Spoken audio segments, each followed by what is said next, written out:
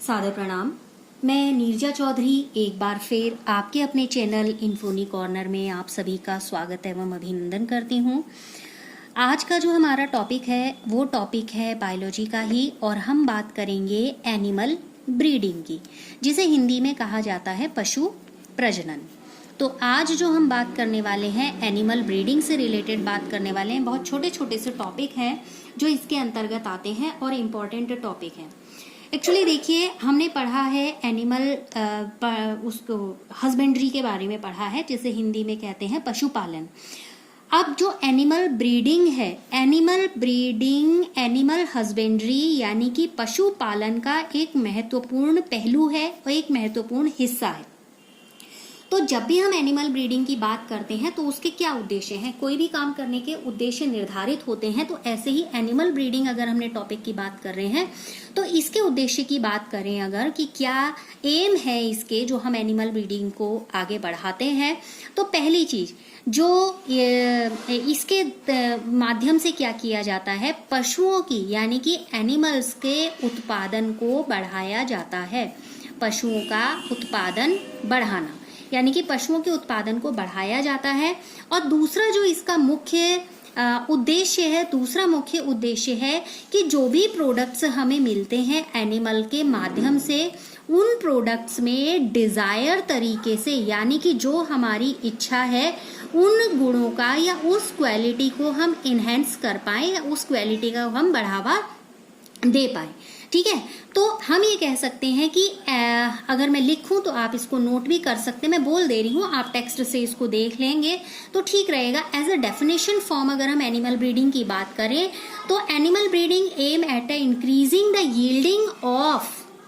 yielding of animals and improving the desirable quality of the produce, यानी कि ऐसी quality को एनहेंस करना जो क्वालिटी हम चाहते हैं, जो गुणवत्ता में हम सुधार चाहते हैं वो हो जाए। अब यहाँ पर बार बार जब हम एक बात कर रहे हैं एनिमल ब्रीडिंग की तो एक शब्द आ रहा है ब्रीड। ठीक है, हिंदी में जिसको कहा जाता है नस्ल। तो एक्चुअल में ब्रीड क्या होती है, यानी कि what do you understand by meaning of breed? तो ब्रीड क्या चीज होती है? ब्रीड एनिमल्स का एक ग्रुप होता है। एक ऐसा ग्रुप होगा जो अपने वंश और जो भी उसके जनरल कैरेक्टर्स होते हैं, यानी कि जिन्हें कहते हैं सामान्य लक्षण, उन सामान्य लक्षणों के अंतर्गत देखिए बात कर लें कि कौन कौन से सामान्य लक्षण की बात कर रहे हैं। सामान्य लक्षण कौन से हुए कि वो दिखने में कैसा है, यानी कि उसकी दिखावट कैसी है, उसकी आकृति कैसी है, उसका आकार कैसा है, उसका पूरे का पूरा जो संरूपण है वो कैसा है, यानी कि कॉन्फ़िगरेशन की बात करें, उसके साइज की बात करें, उसके अपीयरेंस की बात करें, तो ये सारी चीजें जिसमें होती हैं, यानी कि जनरल वंश की बात कर रहे हैं, जब इनमें एक जैसी होती हैं जिन भी एनिमल्स में ये सारी चीजें, तो उन एनिमल्स को क्या कहा जाता है? कॉमन ब्रीड कहा जाता है या एक नस्ल कहा जाता है। ठीक है, अब आप क्या कर सकते हैं, ऐसा अगर आप छोटी क्लास के पॉइंट ऑफ व्यू से अगर देखते हैं, एग्जाम्स के पॉइंट ऑफ व्यू से भी देखते हैं, तो कई बार क्या चीज होती है, हम बहुत बड़ी बड़ी चीजें तो पढ़ लेते हैं लेकिन छोटी चीजें हमसे छूट जाती हैं। तो हमारे नियर बाय बायोलॉजी एक इतना इंटरेस्टिंग सब्जेक्ट है कि आप चाहे तो कहीं भी जा रहे हैं उसी जगह पर बायोलॉजी पढ़ सकते हैं। तो जैसे आप नियर बाय एक ऐसी लिस्ट तैयार कर सकते हैं जो एक ही कॉमन ब्रीड की हो। तो जब यहाँ पर भी क्या होता है, जब हम ब्रीडिंग की बात कर रहे हैं तो ये ब्रीडिंग की स्टडी भी हम दो तरीके से करते हैं। ये ब्रीडिंग दो तरीके से कैसे स्टडी की जाती है? ब्रीड ऐसे ही तैयार तो होती नहीं है, ब्रीड क्या होती है, दो तरीके से तैयार होती है। तो इन दो तरीके को क्या कहा जाता है? एक कहा जाता है कैटेगराइजेशन में इन ब्रीडिंग। ठीक है, इन ब्रीडिंग, हिंदी भी मैं लिख देती हूँ, हिंदी में क्या कहा जाता है इसको? अंतः प्रजनन। और दूसरा होता है आउट ब्रीडिंग। नाम से तो वैसे स्पष्ट हो रहा है लेकिन फिर भी मैं इसको डिटेल कर दे रही हूँ थोड़ा सा। देखिए, इन ब्रीडिंग में क्या होता है, जब एक ही ब्रीड के, इन मीन्स एक ही ब्रीड, ठीक है, जब एक ही ब्रीड के एनिमल्स के बीच में यहाँ पर रिप्रोडक्शन हो रहा है तो वो क्या कहा जाएगा? इन ब्रीडिंग।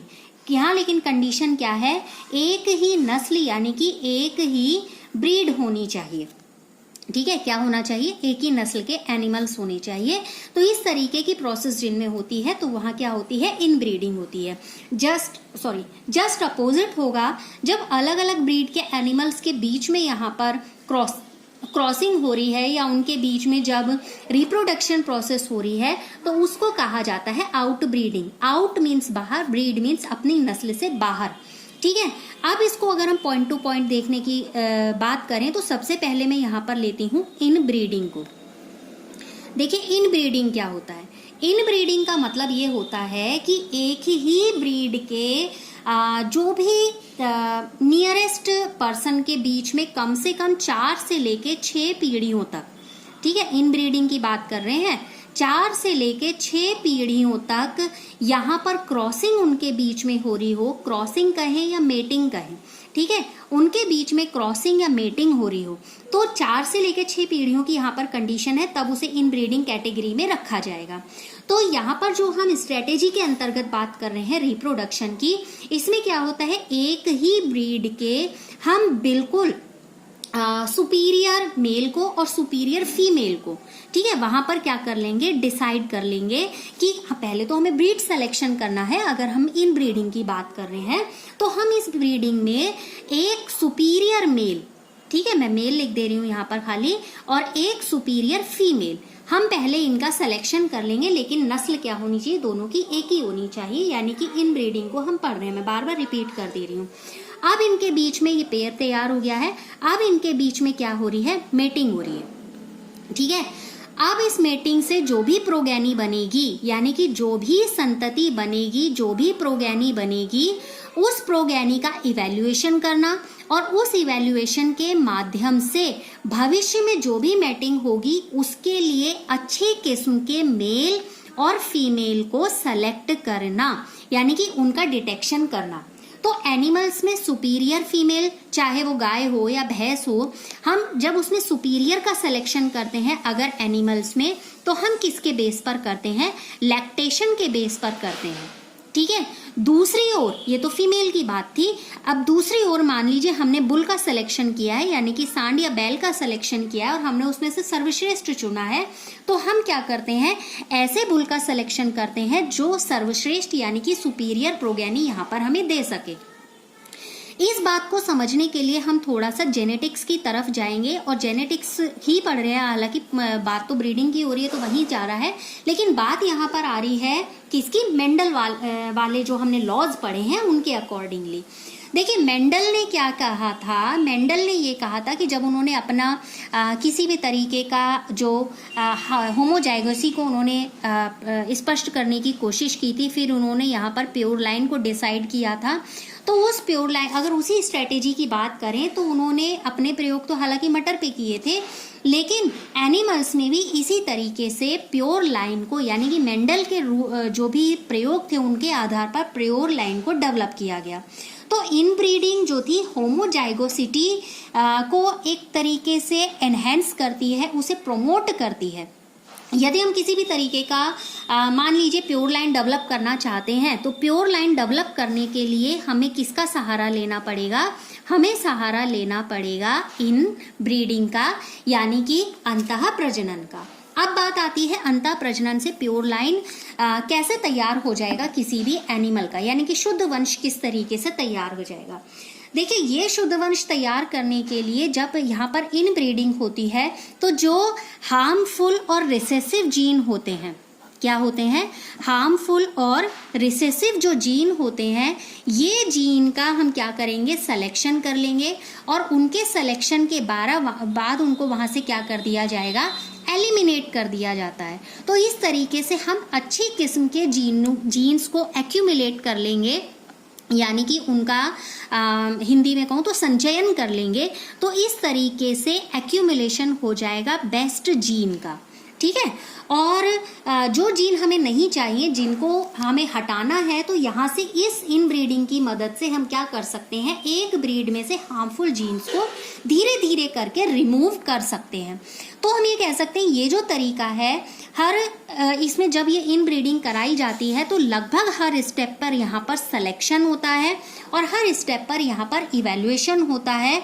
और जहाँ हम बात करें इनब्रीड पॉपुलेशन की, तो इनब्रीड पॉपुलेशन की प्रोडक्टिविटी यहाँ पर बढ़ती है, इसका फायदा ये है।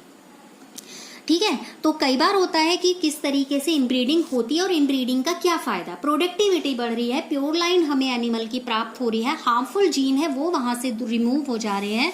तो यहाँ पर अगर मान लीजिए इनब्रीडिंग कंटिन्यूटी में रहती है तो इस वजह से क्या होता है, जो भी विशेषकर जो भी ज़्यादा नियरेस्ट इनब्रीडिंग होगी जनरली उनमें ऐसा हो जाता है कि जो रिप्रोडक्टिविटी है यानी कि जो जनन क्षमता है वो जनन क्षमता धीरे धीरे करके कम होने लगती है। तो ये जो जनन क्षमता और प्रोडक्टिविटी का घटना है इसको नाम दिया गया है यहाँ पर इनब्रीडिंग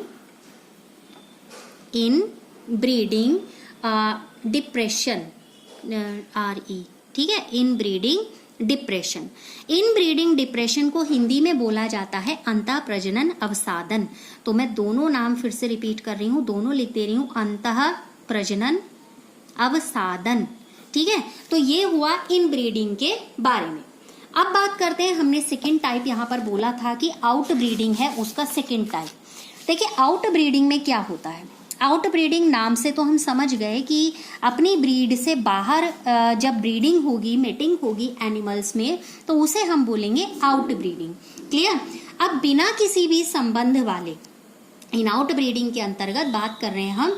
मान लीजिए हमने दो ऐसे एनिमल्स का सिलेक्शन किया है जिनका आपस में किसी भी तरीके का लिंक नहीं है, तो या साधारण भाषा में कहूँ कोई ब्रीड ए का एनिमल है और कोई ब्रीड सी का एनिमल है, बी का भी मान सकते हैं, मैं सी थोड़ा सा दिखा के बताना चाह रही हूँ कि दो बिल्कुल ही डिफरेंट ब्रीड है। तो इन दो ब्रीड के बीच जब यहाँ पर मेटिंग होगी तो इसको कहा जाएगा आउट ब्रीडिंग। इनमें एक नस्ल के या अलग अलग जो भी हम नस्लें यहाँ पर ले रहे हैं, यहाँ पर उनके पूर्वज किसी भी तरीके से कॉमन नहीं होने चाहिए, यानी कि ये क्या होना चाहिए, अलग अलग ही नस्लें होनी चाहिए। तो इस कंडीशन में ये कही जाती है आउट ब्रीडिंग। फिर बात आती है यहाँ पर आउट क्रॉसिंग की। ठीक है, आउट क्रॉसिंग क्या होता है, जिसे हिंदी में कहा जाता है बहिसंकरण। ठीक, जिसे हिंदी में कहते हैं बहिसंकरण। इसमें क्या होता है आउट ब्रीडिंग में कि एक ही ब्रीड के पशुओं के बीच में मेटिंग होगी और एक, ध्यान दीजिएगा, आउट क्रॉसिंग हो रहा है यहाँ पर, तो एक ही ब्रीड यानी कि एक ही नस्ल के पशुओं के बीच में यहाँ पर मेटिंग की क्रिया होगी। लेकिन क्या कंडीशन क्या है, ब्रीड तो एक ही होगी, ठीक है, लेकिन कंडीशन ये है कि उन दोनों ब्रीड में कम से कम 4 से 6 पीढ़ियों तक किसी भी तरीके का कोई कॉमन एंसेस्टर ना रहा हो, यानी कि कोई भी ऐसा पूर्वज ना रहा हो जो इन दोनों ब्रीड से कोई ताल्लुक रखता हो। ठीक है, अब यहाँ पर जो भी प्रोगेनी तैयार होगी, यानी कि जो भी ऑफ स्प्रिंग बनेगा, वो ऑफ स्प्रिंग क्या कहा जाएगा, आउट क्रॉस कहा जाएगा। ठीक है, तो इस तरीके की रिप्रोडक्शन की जो मेथड है, तो ये आउट ब्रीडिंग को बेस्ट मेथड माना जाता है एनिमल्स के लिए, क्योंकि इससे क्या होता है, लैक्टेशन बढ़ता है या मिल्क प्रोडक्टिविटी बढ़ती है। साथ ही साथ जैसे एनिमल्स में जो मांस या मीट की दर होती है वो औसत से कम होती है, जिससे क्या होगा, जैसे छोटे नस्लों की गाय की बात करें या ऐसे जानवरों की बात करें, छोटे साइज के जानवरों को रखना सुविधाजनक होता है, लेकिन वो जानवर हमें ज़्यादा से ज़्यादा प्रोडक्टिविटी दे रहे हों। अब बात आती है इसमें क्रॉस ब्रीडिंग। ठीक है, बात करेंगे यहाँ पर क्रॉस ब्रीडिंग की। क्रॉस ब्रीडिंग में क्या होता है, एक नस्ल का यानी कि एक ब्रीड का हमने सुपीरियर फीमेल और सुपीरियर मेल का आपस में मेटिंग कराई। ध्यान दीजिएगा, एक ही नस्ल है, ठीक है, एक ही नस्ल का।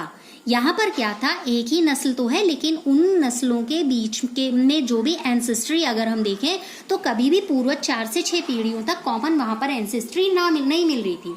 तो यहाँ पर क्या होता है, जब यहाँ पर इस तरीके की ब्रीडिंग होती है तो दो अलग अलग नस्लों के जो भी डिजायर्ड कैरेक्टर्स होते हैं उन कैरेक्टर्स को हम जोड़ सकते हैं। ये चीज इस विधि में सबसे ज्यादा महत्वपूर्ण है। तो जो ऑफ स्प्रिंग बनेगा वो हाइब्रिड एनिमल्स का एक तरीके से बिजनेस के पॉइंट ऑफ व्यू से यहाँ पर हमें एक एलील के रूप में डेवलप करने में हेल्प मिलती है। एलील जानते हैं जिसे कहा जाता है युग्म विकल्पी या विकल्पी, जिसको कहा जाता है, गुण कहा जा रहा है, लक्षण कहा जा रहा है। तो उस एलील के सिलेक्शन के बाद हमें कुछ स्टेबल ऐसी ब्रीड मिलती हैं जो इन्हें हम कहेंगे स्थायी नस्लें, जो ऐसी स्टेबल ब्रीड होती हैं जो एट प्रेजेंट ब्रीड होती हैं उनसे कहीं ज़्यादा श्रेष्ठ होती हैं, श्रेयस्कर होती हैं, अच्छी होती हैं। तो इस विधि के द्वारा से यानी कि क्रॉस ब्रीडिंग के माध्यम से हम क्या कर सकते हैं, नई नस्लों को तैयार कर सकते हैं या नई नस्लों का जो विकास हुआ है, जैसे हिसरडेल भेड़ का मैं उदाहरण लूँ अगर यहाँ पर, जो हिसरडेल भेड़ है, ठीक है, जिसका विकास किसमें हुआ, पंजाब के बीकानेरी एवीज भेड़ से और मेरिनो रेम्स जिसे मेढ़ा या मेष कहते हैं उनके बीच में ब्रीडिंग कराई गई, तो एक नई नस्ल बनी जिसे हिसरडेल कहा जाता है। तो ये नई प्रजाति बनाने के लिए, नई ब्रीड बनाने के लिए सबसे बेस्ट मेथड क्या है, क्रॉस ब्रीडिंग। अब बात करते हैं इंटर स्पेसिफिक हाइब्रिडाइजेशन। इस मेथड में क्या होता है, दो अलग अलग, ठीक है, फिर ध्यान दीजिएगा, अलग अलग क्या ले रहे हैं हम, अंतःविशिष्ट संकरण, इंग्लिश में जिसे बोलते हैं इंटर स्पेसिफिक हाइब्रिडाइजेशन, हाइब्रिडाइजेशन या SATION, ओके, जो आप कहें। तो किन्हीं भी दो अलग अलग नस्लों के मेल और फीमेल के बीच में मैटिंग हो रही है, लेकिन कुछ मामलों में ऐसा भी देखा जाता है कि जो भी ऑफस्प्रिंग बन रहा है उस ऑफस्प्रिंग में दोनों पेरेंट के, मान लीजिए ये ऑफस्प्रिंग यहाँ पर तैयार हो रहा है तो इसका एक पेरेंट ये है और इसका एक पेरेंट ये है, तो यहाँ पर दोनों के कैरेक्टर्स क्या हो जाते हैं, इसके अंदर दिखाई देते हैं। तो इस तरीके की जो भी ऑफस्प्रिंग या पॉलीगेनी तैयार होती है उसका इकोनॉमिक बहुत महत्व होता है। तो इसका एग्जाम्पल यहाँ पर है खच्चर। खच्चर के बारे में पढ़ चुके हैं, जिसे म्यूल भी कहा जाता है। दोबारा मैं वही एग्जाम्पल रिपीट कर रही हूँ। तो खच्चर जो तैयार किया गया इंटर स्पेसिफिक हाइब्रिडाइजेशन का ही तरीका है। अब क्या होता है, आर्टिफिशियल इंसेमिनेशन होता है, जिसे कहा जाता है आर्टिफिशियल मीन्स कृत्रिम, आर्टिफिशियल मीन्स कृत्रिम और इंसेमिनेशन मीन्स वीर्य सेचन। यहाँ पर क्या होता है, कंट्रोल्ड रिप्रोडक्शन के कुछ एक्सपेरिमेंट्स किए जाते हैं और जिस भी मेल का हमने सिलेक्शन किया उसको हम एज ए जनक या पेरेंट जेनरेशन मान लेते हैं और हम उसका कलेक्ट कर लेते हैं वीर्य, और उस कलेक्ट करने के बाद जो भी हमने मादा का या फीमेल का सिलेक्शन किया है उस मादा या फीमेल के जो भी जनन पथ है उसमें इंसेमिनेट उसे कर दिया जाता है, यानी कि मादा की बॉडी में उसे अब इस जो सीमेन है इसका यूज तुरंत किया जाना चाहिए, ऐसा नहीं है कि इसे रख लिया गया। यहाँ पर जो ये सीमेन है इसका यूज कंटिन्यूटी में किया जाना चाहिए, ऐसा नहीं होना चाहिए कि इसको रख लिया गया है या हमने इसे फ्रीज कर लिया है और बाद में यूज करें। एक्चुअली ऐसा करना सही नहीं है, क्योंकि कई बार सीमेन यूजलेस हो जाता है, तो उसलिए तुरंत उसका इस्तेमाल करना चाहिए। और ये जो प्रोसेस हो रही हो वही प्रोवाइड करानी चाहिए जहाँ पर फीमेल अवेलेबल हो, ठीक है। अब सामान्य जो मेटिंग है, मेटिंग से बहुत सारी समस्याएं उत्पन्न हो जाती हैं जो जनरली होती हैं। तो इस आर्टिफिशियल मेटिंग या आर्टिफिशियल इंसेमिनेशन से बहुत सारी दिक्कतें दूर भी हो जाती हैं। तो इसलिए बहुत ज़्यादा इसको अब रिसेंट की बात करें तो अपनाया जा रहा है। और इसमें एक्चुअली होता क्या है, जो भी मैच्योर मेल है या फीमेल है उनके बीच में क्रॉसिंग होगी और यहाँ पर जो भी क्रॉस की या जो भी यहाँ क्रॉसिंग का जो रेट होगा उसमें कई बार ऐसा होता है कुछ जो रिजल्ट्स मिलते हैं उसकी पॉसिबिलिटीज सक्सेसफुल होने की कम हो जाती हैं। तो हाइब्रिड्स के सक्सेसफुल प्रोडक्शन के लिए या उनमें सुधार के लिए इस विधि का प्रयोग किया जाता है।